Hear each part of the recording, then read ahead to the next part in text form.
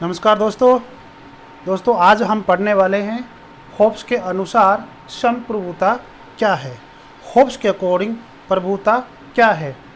दोस्तों, होब्स ने प्राकृतिक अवस्था का चित्रण किया और प्राकृतिक अवस्था के अंदर लोगों का जनजीवन क्या था, अव्यवस्थित था और वहाँ लोगों को उनकी सुरक्षा का खतरा हमेशा सताए रखता था और पग पग पर कच्चे धागे की तलवार की तरह उनका जीवन लटक रहा था। दोस्तों, मतलब ये है कि उनके जीवन की सुरक्षा कहीं नहीं थी। तो लोगों ने अपने विवेक से गुनिस प्रकार के नियम बनाए, लेकिन गुनिस प्रकार के नियमों से भी बात नहीं बनी। तो होब्स का कहना है कि लोगों ने प्राकृतिक अवस्था के अंदर अपने विवेक से एक समझौता किया और उसको कहा जाता है सामाजिक समझौता। और उस सामाजिक समझौते से राज्य की उत्पत्ति होती है और उसी के द्वारा सरकार बनती है, उसी के द्वारा लेवियाथन के बारे में बताता है और लेवियाथन को वह संप्रभुता देता है होब्स। अब ध्यान दो, उस अराजकता की स्थिति से बचने के लिए लोगों ने एक समझौता किया। दोस्तों, ठीक है, ये समझौता किया, ये प्राकृतिक अवस्था है। होब्स के अकॉर्डिंग प्राकृतिक अवस्था में ये जो लोग रह रहे हैं ABCD और F, ये सभी प्रकार के प्राकृतिक अवस्था में ये लोग रह रहे हैं। दोस्तों, तो इन्होंने अपनी आत्मरक्षा के लिए उस अराजक स्थिति से बचने के लिए एक समझौता किया। समझौते की शर्त क्या थी दोस्तों? होब्स का कथन ये याद रखना, समझौता में एक व्यक्ति दूसरे व्यक्ति से क्या कहता है कि मैं अपने ऊपर शासन का अधिकार इस व्यक्ति या व्यक्ति समूह को सौंप रहा हूँ, बशर्ते आप भी अपनी शक्तियाँ इसे लेवियाथन को सौंप दे। दोस्तों, ठीक है। अब ये व्यक्ति इसको कह रहा है कि भाई मैं मेरी पूरी शक्तियाँ अधिकार शासन करने के लिए एक व्यक्ति को सौंप रहा हूँ जिसका नाम है लेवियाथन को, बशर्ते तुम भी आप भी अपनी अपनी सभी प्रकार की शक्तियाँ अधिकार इसको दे दो ताकि ये हमारे ऊपर क्या करे, शासन करे। ठीक है दोस्तों, तो इस तरह से इन दोनों के बीच में क्या बनी? सहमति। क्या बनी दोस्तों? सहमति बनी। ठीक है। और हेकर नामक एक विद्वान था, हेकर, ये याद रखना। हेकर ने ये स्पष्ट किया, समझाने का प्रयास किया कि लोगों ने जो सामाजिक समझौता किया था वो होब्स के अकॉर्डिंग जो सामाजिक समझौता किया था वह एक सहमति के आधार पर ही बना था। इसने इस व्यक्ति से बोला और इसने इस व्यक्ति से बोला, भाई तू इसको अधिकार क्यों दे रहा है? मैं अधिकार इसलिए दे रहा हूँ कि भाई कि मेरे जीवन की सुरक्षा हो सके। यदि तेरे को भी अपने जीवन की सुरक्षा चाहिए, आत्मरक्षा चाहिए, तो इसको अधिकार दे दे ताकि हम सबका अधिकार, हम सबकी क्या है, सुरक्षा बनी रहे। तो ये सहमति के आधार पर ये लोग एक दूसरे से मिलकर समझौता करके एक व्यक्ति को, और व्यक्ति का नाम क्या बताया गया यहाँ पर? लेवियाथन को। होब्स के अकॉर्डिंग क्या है? लेवियाथन को वो अधिकार दिए जाते हैं। अब लेवियाथन क्या है कि होब्स ने जब राज्य की उत्पत्ति के बारे में सिद्धांत दिया तो लेवियाथन का ये एक प्रतीक है दोस्तों, प्रतीक। ये एक है समुद्री जीव। समुद्री जीव को प्रतीक मानकर ये इस तरह से वो राजा बनाना चाहता है कि समुद्री जीव की तरह एक राजा होगा होब्स के राज्य के अंदर। होब्स राज्य को कॉमनवेल्थ के नाम से जानता है दोस्तों। तो ये एक समुद्रिता की इस ऐसे विशाल समुद्री जीव जिससे कि दुनिया एक तरह से वो एक निरंकुश बने और दुनिया उससे थोड़ा सी डरे, इस तरह से वो राजतंत्र को स्थापित करना चाहता है। तो सारी शक्तियाँ इसको वह दिला देता है। तो ध्यान दो, ये कह रहा है कि शासन का अधिकार इस व्यक्ति या व्यक्ति समूह को सौंप रहा हूँ, मैं अपने ऊपर शासन का अधिकार इस व्यक्ति या व्यक्ति समूह को दे रहा है, मतलब संपूर्ण शक्तियाँ वो इसको दे रहा है। तो दोस्तों, एक बात आप समझ में आ गई होगी कि जब एक व्यक्ति संपूर्ण शक्तियाँ लेवियाथन को दे रहा है कि वह मेरे ऊपर राज करे, शासन करे, इस प्रकार से प्राकृतिक अवस्था के सभी लोग आपस में समझौता करके अपने संपूर्ण प्रकार के अधिकार और शक्तियाँ इसको सौंप देते हैं ताकि ये प्राकृतिक अवस्था में उनके जीवन की रक्षा कर सके। तो आप समझ गए होंगे कि सारी शक्तियाँ जब इसको सौंप दी जाती है लेवियाथन को, तो इसमें संप्रभुता होगी कि नहीं होगी, इसमें प्रभुता होगी कि नहीं होगी। तो दोस्तों जब सभी प्रकार के अधिकार इसको दिए जाते हैं तो संप्रभुता क्या होगी, सारी की सारी संप्रभुता इसमें आ जाएगी। इसलिए संप्रभुता की एक प्रमुख विशेषता होती है दोस्तों, ये शब्द आप याद कर लेना कि संप्रभुता के शब्द क्या क्या होते हैं। दोस्तों संप्रभुता होती है दोस्तों, संप्रभुता होती है निरपेक्ष, स्थायी होती है, या अपन ये भी कह सकते हैं शाश्वत होती है, नित्य शाश्वत होती है, निरपेक्ष होती है, स्थायी होती है, शाश्वत होती है, और हम कह सकते हैं कि अविभाजित होती है, अविभाज्य। जब अविभाज्य हो गई यानी विभाजन नहीं किया जा सकता है तो इसका मतलब किसी को दे भी नहीं सकते ना अपन, तो ये होती है अदेय होती है दोस्तों, अदेय होती है, अदेय होती है। तो ये लोगों ने प्राकृतिक अवस्था में अपने जीवन को बचाने के लिए, अपनी आत्मरक्षा के करने के लिए लोगों ने अपने अधिकार किसको दे दिया, लेवियाथन को। तो लेवियाथन में क्या हो गई, एक तरह से संप्रभुता आ चुकी है, ठीक है। तो संप्रभुता की विशेषता होब्स के अकॉर्डिंग देखें दोस्तों, संप्रभुता कैसी होती है, निरपेक्ष होती है, स्थायी होती है, अविभाज्य होती है और अदेयी होती है, इसका कभी खंडन नहीं होता है दोस्तों। तो ये संप्रभुता की विशेषता होती है दोस्तों। अब आपने देखा कि होब्स की जो होब्स के विचारों के अकॉर्डिंग जो संप्रभुता किस में निहित होगी, लेवियाथन में। किस में निहित हो गई दोस्तों, लेवियाथन। तो लेविया जो थन है वो क्या हो गया, एक राजतंत्र शासन प्रणाली हो गई दोस्तों, राजतंत्र शासन प्रणाली। और इस राजतंत्र शासन प्रणाली में होब्स ये कहता है कि जब मनुष्यों ने सामाजिक समझौता किया और सामाजिक समझौते में शर्त लगाई कि मैं मेरे तमाम प्रकार के अधिकार और शक्तियाँ इस व्यक्ति को दे रहा हूँ ताकि वो मेरे जीवन की रक्षा कर सके, ठीक है। तो सारे प्रकार के अधिकार देने के कारण, सारी प्रकार के शक्तियाँ देने के कारण ये राजा को, इस राजा को लेवियाथन ने क्या बना दिया दोस्तों, निरंकुश बना दिया। क्या बना दिया, निरंकुश राजतंत्र बना दिया, निरंकुश राजा बना दिया, जिसे हम कह सकते हैं कि निरंकुश राजतंत्र शासन प्रणाली दोस्तों, ठीक है। सभी प्रकार की शक्तियाँ दे दी, तो इसका मतलब राजा जो कुछ करेगा वही क्या होगा, होगी संप्रभुता होगी दोस्तों। तो आपने देखा कि संप्रभुता क्या होती है, संप्रभुता में ये शब्द आते हैं, और ठीक है। और लेवियाथन को जो संप्रभुता दी जाती है वो कैसी होती है, निरंकुश संप्रभुता होती है दोस्तों। हम थोड़ी सी तुलना करते हैं होब्स से। जो होब्स था, ये होब्स है, और एक है आपका जीन बोदा। जीन बोदा ने दुनिया के अंदर सबसे पहले संप्रभुता शब्द का प्रयोग किया था। हम थोड़ी तुलना करके देखते हैं कि जो बोदा था, बोदा ने भी संप्रभुता शब्द का प्रयोग किया, उसके अकॉर्डिंग भी संप्रभुता क्या होती है, यही होती है, निरपेक्ष होती है, शाश्वत होती है, अविभाज्य होती है, अदेय होती है, उसके अकॉर्डिंग भी। लेकिन उसने कुछ मर्यादाएं लगाई थी, और उन मर्यादाओं को हमारे जो होब्स महोदय हुए हैं, होब्स महोदय ने क्या है, उन मर्यादाओं को हटा दिया था।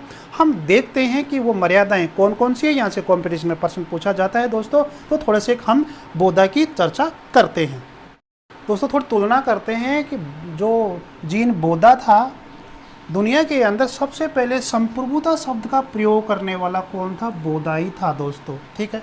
बोदा ने स्पष्ट रूप से संप्रभुता के बारे में बताया था। तो संप्रभुता का जनक देखा जाए तो कौन है, बोदा है ना। वो बोदा ने संप्रभुता के बारे में सबसे पहले क्या कहा, तो ये कथन आपसे पूछा जा सकता है दोस्तों कि बोदा क्या कह रहा है कि प्रभुसत्ता नागरिकों और प्रजाजनों पर प्रयुक्त की जाने वाली सर्वोच्च शक्ति है जो कानून द्वारा नियंत्रित नहीं होती है, अर्थात कानून के बंधन से मुक्त है। ये कंपटीशन में बहुत एग्जामों के अंदर पूछा जाता है, ये कथन देकर ये, ठीक है दोस्तों, कि ये संप्रभुता संबंधी विशेषता किसकी है, किसने दी, तो जीन बोदा ने दी थी दोस्तों। जीन बोदा क्या था कि फ्रांसीसी विचारक था, फ्रांस में रहने वाला था, फ्रांस का था। तो उसने जो संप्रभुता शब्द का प्रयोग किया था शुरू के अंदर, तो उसने फ्रांस के संदर्भ में किया था दोस्तों। अब ध्यान दो, अब संप्रभुता अदेय होती है, निरपेक्ष होती है, शाश्वत होती है, तो इसमें बोधा भी यही कहना चाह रहा है कि जो प्रभुसत्ता है वो एक राज्य में शासन करने की निरपेक्ष और स्थायी शक्ति है। स्थायी शक्ति है तो इसका मतलब ये है कि वह अदेय है, उसका खंडन नहीं किया जा सकता, उसको विभाजित नहीं किया जा सकता है। ये तो एक सामान्य जो संप्रभुता की विशेषता होती है वो होती है, लेकिन हम बोधा के अकॉर्डिंग ये कथन आप, ये परिभाषा आप जरूर याद रखें। अब संप्रभुता को कानून के बंधन में नहीं रखा, संप्रभुता को वह निरपेक्ष मान रहा है, संप्रभुता को भी वह एक तरह से जो निरपेक्ष मान रहा है, स्थायी मान रहा है, और संप्रभुता के ऊपर निरपेक्ष मानते हुए भी, एक तरह से निरंकुश मानते हुए भी, जो जीन बोधा है वो जीन बोधा क्या करता है कि कुछ सीमाएं लगाता है। यहाँ से भी कंपटीशन में प्रश्न पूछे जाते हैं दोस्तों, स्क्रीनशॉट ले लीजिए आप। दोस्तों देखते हैं कि जो होब्स जो था, होब्स ने क्या किया कि जो बोधा ने जो संप्रभुता पर जो सीमाएं लगाई थी, मर्यादा लगाई थी, तो होब्स ने उनको हटा दिया, जबकि बोधा ने क्या किया था, लगाया था दोस्तों। तो ध्यान दो, बोधा ने सबसे पहले जब संप्रभुता शब्द का प्रयोग किया तो जो सरकार थी, जो राजा था,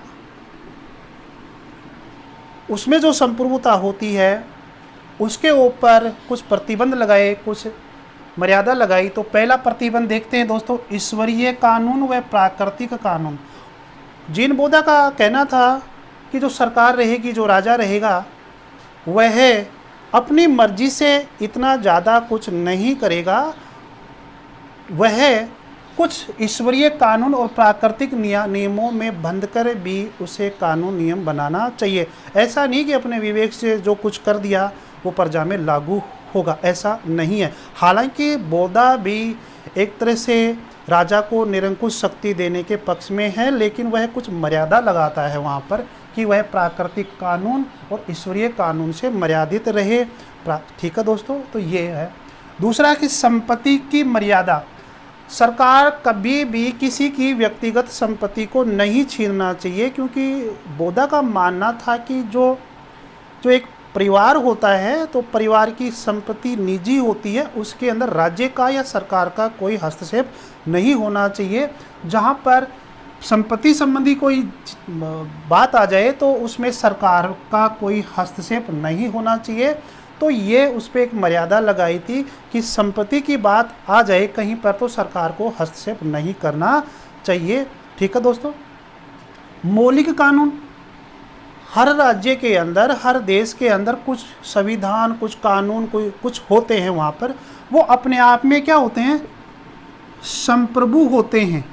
ठीक है, अब राजा भी संप्रभु है, कानून भी संप्रभु है, तो राजा संप्रभु होते हुए कानूनों में ज़्यादा कोई फेर बदलाव नहीं करना चाहिए, क्योंकि जो कानून वहाँ की जो सिचुएशन के अकॉर्डिंग, वहाँ के संविधान के अकॉर्डिंग बने हुए हैं, तो कानूनों में ज़्यादा फेर बदलाव नहीं करना चाहिए। जो कानून बने हुए हैं उसके अकॉर्डिंग उसे काम करना चाहिए। ऐसा नहीं कि कानून में ज़्यादा संशोधन कर दें और फिर जनता को परेशान करें, ऐसा नहीं है। कि वहाँ के जो मौलिक जो कानून है उस कानून के अकॉर्डिंग राजा को क्या करना चाहिए, नियम कानून बनाना चाहिए और जनता की सेवा करनी चाहिए। तो दोस्तों आपने देखा कि जो बोधा था उसने संप्रभुता के ऊपर, यानी कि जिस राजा को, जिस सरकार को वो संप्रभुता सौंप रहा है, उसके ऊपर वह 3 प्रकार से संप्रभुता के ऊपर क्या करता है, कंट्रोल करता है, मर्यादा लगाता है। ये आपसे पूछा जा सकता है कि ईश्वरीय कानून की,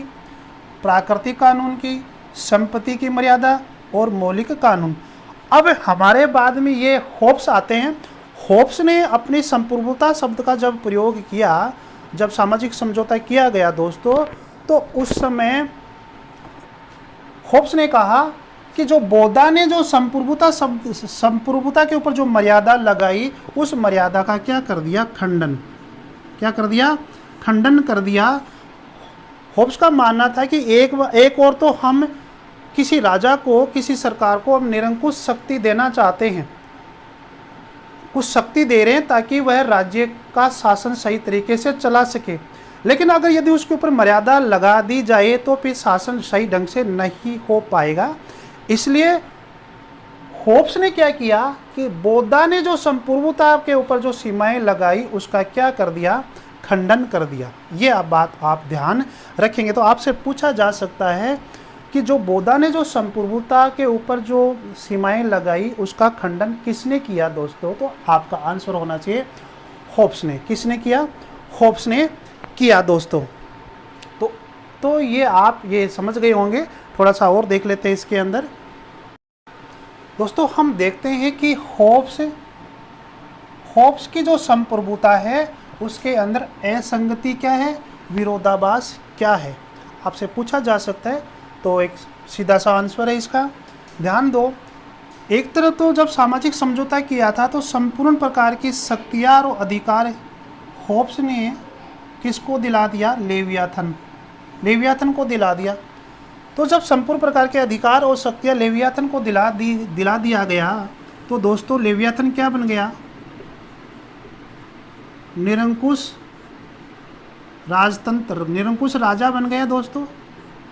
ठीक है, इसको जो संप्रभुता दी गई वो कैसी थी? अदेय थी, अविभाजित थी। ठीक है दोस्तों। तो यहाँ पर जो राजा को निरंकुश बना दिया कि राजा जो कुछ करेगा राज्य के अंदर, ठीक है, यानी कॉमनवेल्थ। होब्स राज्य को क्या नाम देता है? कॉमनवेल्थ नाम देता है, ये भी आप याद रखें।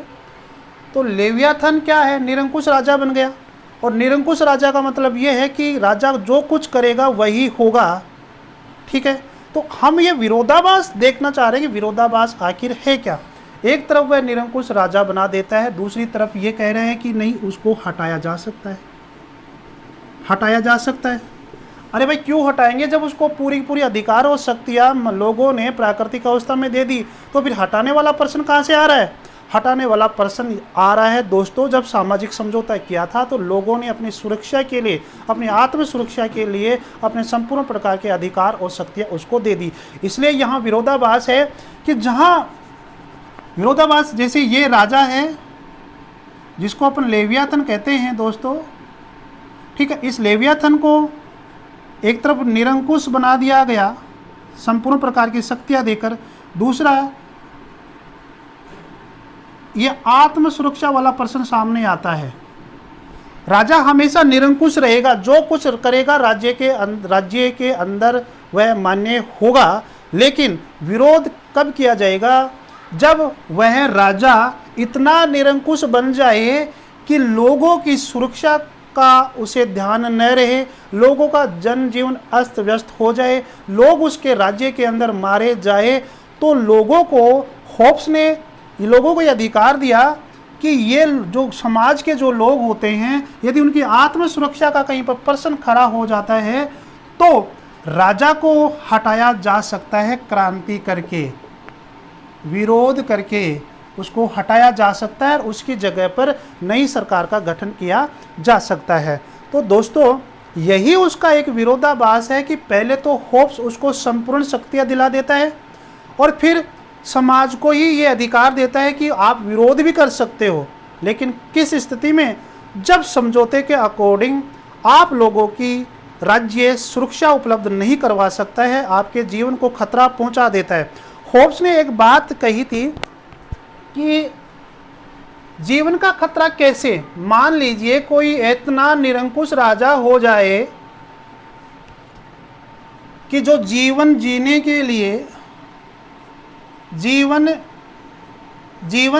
के लिए हमें जो चीज़ चाहिए और उन्हें बंद कर दे, तो बोलो जीवन अपन सुरक्षित रह सकते हैं, अपन जिंदा रह सकते हैं? नहीं दोस्तों। वो कैसे? मान लीजिए राजा का जो अधिकार है होब्स के अकॉर्डिंग, तो राजा के अंदर जो भी राजा के जो प्रकृति है, जो समाज था, उसके ऊपर पूरा का पूरा अधिकार था दोस्तों। यहाँ तक कि प्राकृतिक जो चीज़ें होती है उनके ऊपर भी राजा का अधिकार दे दिया था उसने, क्योंकि जैसे जीन बोधा ने तो मर्यादा लगाई थी ना, तो होब्स ने तो उसको हटा दिया। तो इसका मतलब ये हुआ कि प्राकृतिक चीज़ों के ऊपर भी राजा का ही नियंत्रण है। यदि प्राकृतिक चीज़ों को राजा बंद कर दे तो क्या होगा? जीवन खतरे में पड़ जाएगा दोस्तों। बात यह है कि अब मान लीजिए ये हवा है, हवा क्या है, प्राण वायु है दोस्तों, और मान लीजिए और प्राकृतिक चीज़ों के ऊपर राजा का अधिकार हो गया। राजा जो कुछ करे वो कर सकता है, बंद भी कर सकता है, हवा को, पेड़ पौधों को काट भी सकता है। तो जब प्राण वायु बंद हो गई तो जीवन खतरे में होगा, लोग मर जाएंगे, श्वास नहीं लेंगे।